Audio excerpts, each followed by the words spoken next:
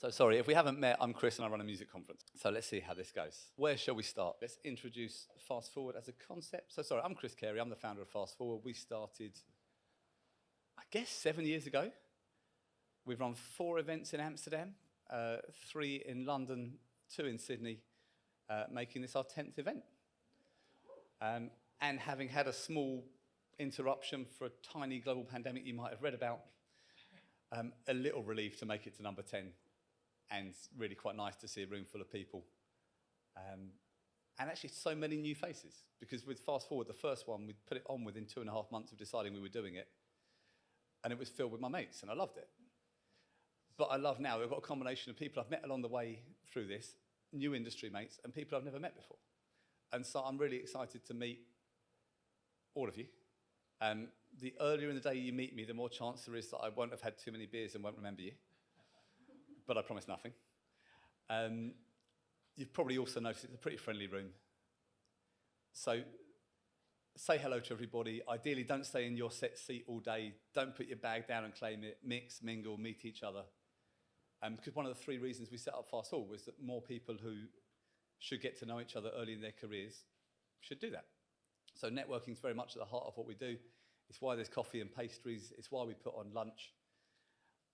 It's why there's drinks after. Very much a social group and just getting to know each other. Not necessarily for what you can do for each other, but just because it's nice.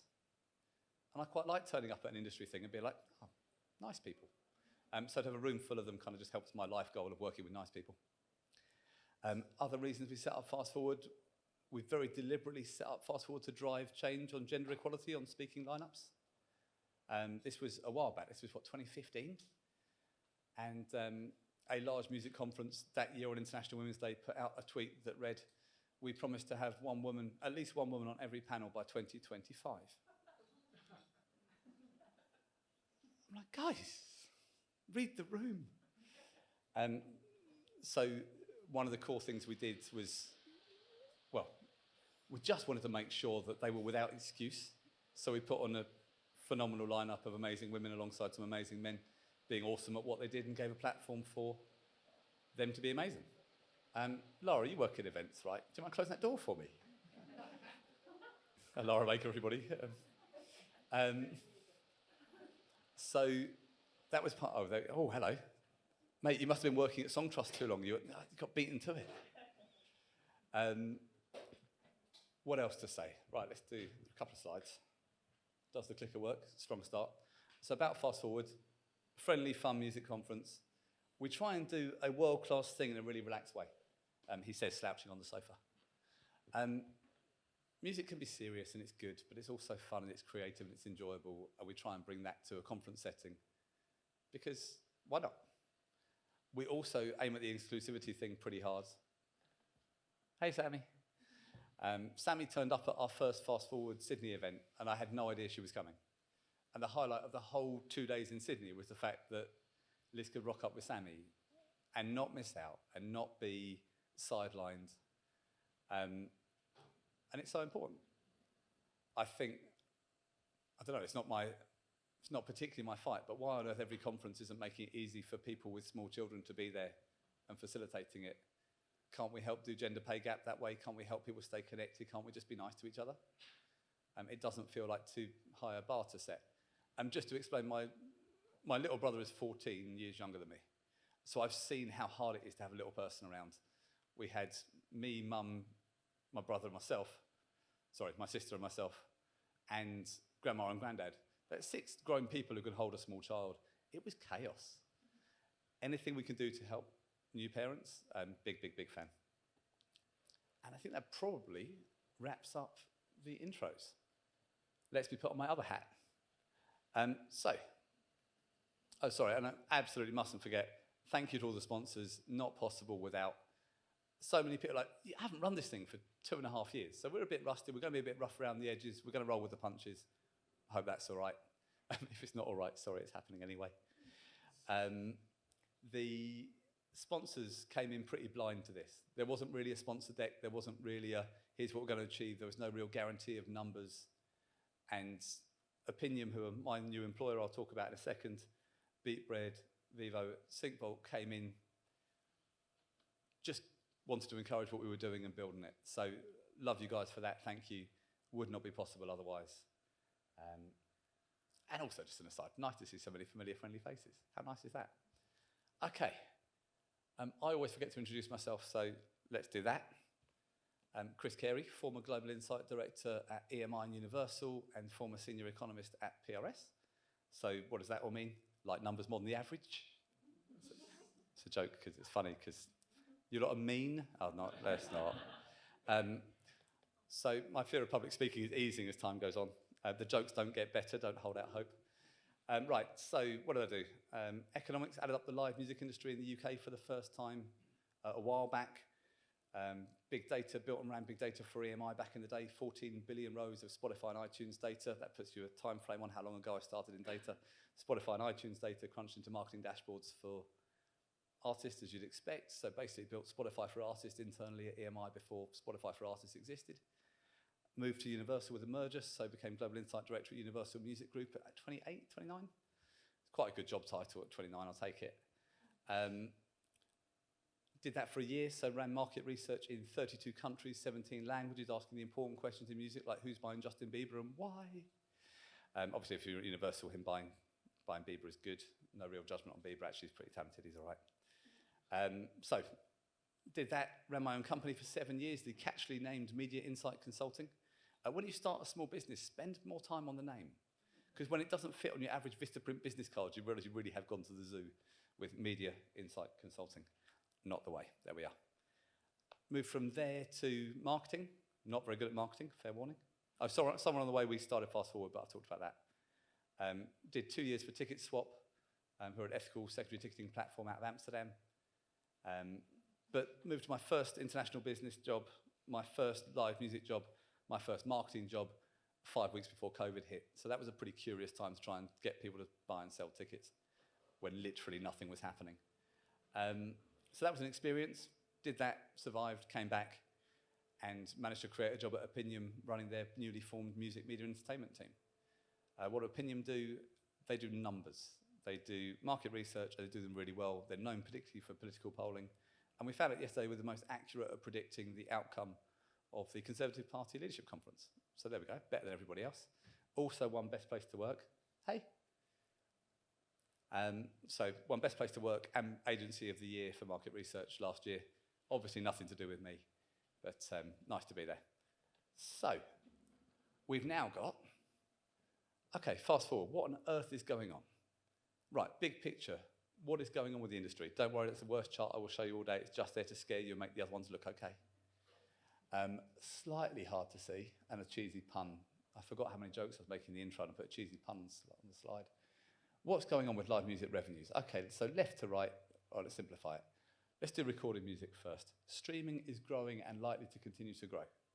The fact that streaming is likely to continue to grow, UK, is good news, because there was a chance that the boom growth during COVID would go away when COVID went away.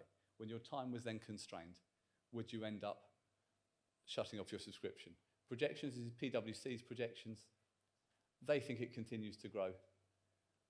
I'm pretty comfy with that. The challenge for streaming is that the average value per person streaming is falling, so your average revenue per user. And the reality is they haven't put prices up since they started. So there's a challenge for streaming in keeping pace with adding value to the music industry that may or may not be the priority of streaming services. We shall see. Physical, pretty stable. I've heard cassettes are a thing. Apparently cassettes are a thing. Bought 3 cassettes at a Bears Den gig, loved it. Also very cost-effective way to be chart eligible for the tactical managers amongst you. £5 for a cassette, it's not bad. That's why I bought 3 of them at a Bears Den gig, anyway. Streaming advertising revenue growing slowly, so that's your teal line. The importance of people paying for music is the giant gap between that bright blue line and that green line. One of my biggest frustrations with streaming services is that they keep making things better without charging more for it. Most other industries, when you make something better, you charge extra. A challenge for us to work out at some point. And then non-streaming digital peters out, as you'd expect. Cool. So that's big picture what's going on. We'll talk about some challenges in recorded music in a second. Live revenues still recovering from COVID. Massive hit in 2020, no shock there. And the revenue you do see in 2020 is the first 3 months of the year. Oh, sorry, I skipped one job of mine. I'm also the chief economist for Live, who look after the live music industry in the UK. Sorry, more from John on that later. If you have jobs you keep forgetting, that can't be good. I think I'm a bit too busy. So what's the big picture story? Streaming to rule the roost as recorded overtakes live again. Right, live overtook recorded in the UK in 2008, 2009, around the same time as the recession hit. The recession's convenient because, at least at that stage, recession meant live music became an affordable luxury rather than overpriced. So compared to a holiday, it looked like a good option. Coming into a fairly inevitable recession we're looking at in the UK, usually I would be saying live music, affordable luxury, great place to be. We'll talk about why there's supply chain challenges in live in a second, but holidays have not been an option for so long that I'm not sure we're such a good substitute for holidays as we used to be. So I could see recorded taking over from live again, which back in 2008 was unthinkable. Streaming's done an extremely good job there. More on that later. So, shall we talk about recorded music? And sorry, it's amateur hour. I'm just going to check what time it is. Because, I promised I'd finish on time. I've got 6 minutes to rattle through what I promised would be the fastest introduction to music fans. It's going to be really speedy. So, hold on. Recorded music. 4 thoughts on recorded music. Algorithms could be really bad for us. They could nudge music towards the middle of the road. They could make the structure of writing songs predictable, because if the algorithm knows what it's looking for, it naturally becomes self-reinforcing. And at some point, we need a way of jumping out beyond what is easy for a computer to pretend is talent. I don't think it spots talent. I think it spots what it's always known. And the risk is that music creativity is driving while looking in the rearview mirror, because data exists for what has been and does not exist for what should be next. Unfortunately, looking backwards, data can tell you what will be next, because data is playing too large a role in driving what can be successful. I say that having sat on 110 billion rows of Spotify data at Sony Music. Data is interesting, curious, but should empower creativity, not deny it. And I think we've gone too far. The risk then is that artists start playing the game. They try and fit the jigsaw, my little Tetris example. You try and play the game to fit the algorithm. Well, that's not, it's creative in its own way. But that rawness of creativity actually is how we stand out for me. Next image, the VR. Music cannot be an immersive experience if it has been shoved to the middle of the road by algorithms that want you to just be the same as everybody else. Music's got to start competing for its place. We've got a session with Dom later from Yoto talking about competition for the next generation of music fans, for kids' music. When I grew up, a long time ago, the options to get famous were film, TV, music. Now you can be famous in a number of ways. How do we make sure music keeps its cool? And lastly, banks. Don't get me started on banks buying music as a financial asset. I like what Hypnosis do because they add value to it. They see music, they see opportunity, they bring opportunity to their music. If you're just a bank, if you're JP Morgan, do you know how to do any of that? Are you mad? We did some research with Opinium. Music fans are going to need a nudge.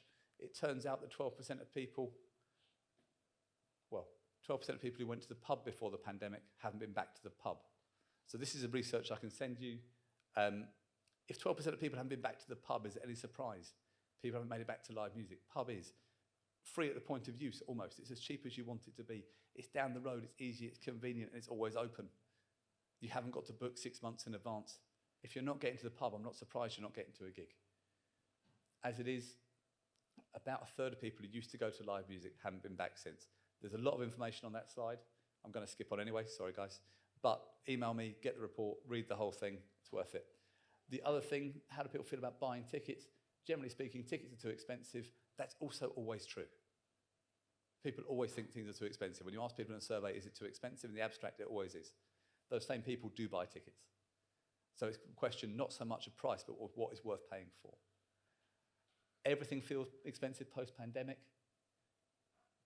1 in 4 people feel that. And if you look at people who used to go to gigs, people who used to go to gigs but haven't been back since, that grey line at 24%, I think I've got a little pointy thing about here. 1 in 4 people who've not been back to live music are aware that everything feels expensive post-pandemic. That's hard to compete with. I've got about 2 minutes left. I've got exactly 2 minutes left. I'm going to race through some more things. Okay, sometimes you don't need a survey. So this is going to be some survey information from Opinium. Again, report to follow, email me if you're interested. We've got all this data. I can ask generic questions. I can't ask your business question until you tell me what it is, and then I can have a good go at answering it for you. Part of the reason I like the job at Opinium, I have access to data and I can help. Quite like helping, it's partly why we set up Fast Forward. So if I can help with data, let me know. Quite like artists, quite like creativity, quite like you lot. If I can help, let me know. Sometimes you don't need a survey. Pop music is popular. Shock. But who's looking for live music? If we look by age group, so this is a far too complicated chart for the time we have. Generally speaking, younger people more engaged looking for new music. Older people slightly less engaged when searching for new. In terms of people who like and don't spend, half the population like music but don't spend money on it. You'll strongly agree and agree. Can you tell I've done too many surveys and can talk about them really quickly while just flashing a chart up? Sorry. At least you're in good hands where you have a longer conversation. I like music but don't spend money. That youngest age group, 18 to 24, 41% plus 21%, 62% of young people like music but don't spend money. They might be contributing to the music economy ecosystem, but they might well not be spending money. How we get them to spend is going to be an interesting challenge going forward. Finding new music's important to me. Let's race through this, but it goes in line with age as you'd expect. Music discovery. Where do you discover? On average, most people discover on YouTube. Why is that? Because I would not put YouTube top of my list as a big music fan. But a massive casual audience consume on YouTube. The algorithm does do a good job of nudging you onto the next thing. I can believe it's good music discovery. It's also music discovery in a context where you can see the artist's name, the name of the song, and therefore is arguably a deeper discovery experience than being number 7 on piano songs. Something to think about. Plenty more of analysis can be done on that. We can give you it broken down by age, broken down by gender. We can cross that actually by the genre you're working in. So if you give me your age demographics, your current gender demographics, and your genre of music, I can give you how this should look for your average fan. Hopefully I didn't rush through that bit because that's the important bit. Everyone with me so far? Didn't go too quick. Chris is magic and has all the answers, we agree. Perfect. This was just one survey. It will get us to a headline understanding of your fan base pretty quickly. I promise not to run over time, so I'm going to go fast. If you look by age, how does it vary? More middle-aged discovery on YouTube than young. Music streaming, slightly more middle-aged, slightly 25, 34, almost that streaming generation. And nudging those YouTube fans into music streaming fans is going to be interesting. Of discovery that happened, the next 5 things down, music and film. So let's just do the hierarchy quickly. YouTube, then radio. Don't forget radio when you're making plans. Radio is still crucial. Hits a casual mass market audience and hits them hard. Music streaming, social media, commercial radio, music and film. Recommendations from friends, slightly further down the list than I'd normally expect, but we've been on our own for a long time. Haven't really dealt with our friends for a while. Music streaming, internet search, free-to-air TV, fine. Running out of time. Of discovery, where is it happening? Instagram winning. Age demographics, Facebook skewing massively old, including myself in that, no offense to anybody. How are people listening? CDs still happen for listening when it comes to purchase, completely different behaviour. Listening to habits by CDs, you obviously see it drop off massively because you tell I'm running out of time. And how do they listen? Right, who listens to albums? Who listens to tracks? Generally speaking, tracks and their own playlist are the majority of the way people listen. However, albums still important. 46% of people listen to streaming services, still listen to albums. And that's enough from me.